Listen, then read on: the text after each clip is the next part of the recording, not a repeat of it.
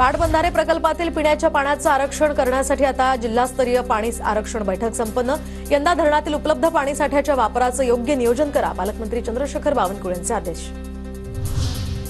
नागपुरातील अनेक भागांमध्ये 3 आणि 4 तारखेला पाणीपुरवठा बंद। शहरातील 23 जलकुंभांचा पाणीपुरवठा 30 तास खंडित राहणार।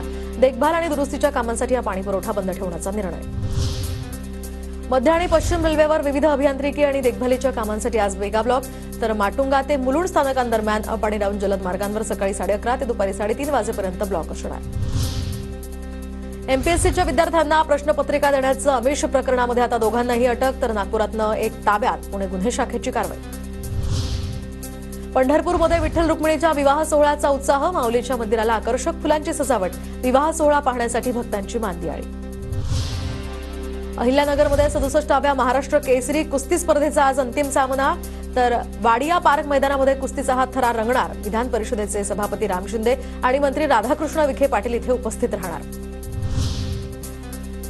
दिवंगत कला दिग्दर्शक नितीन देसाई यांच्या एनडी आर्ट वर्ल्डला आता उच्च न्यायालयाचा दिलासा। तर कंपनीविरुद्धचा प्राप्तिकर विभागाचा आदेश रद्द।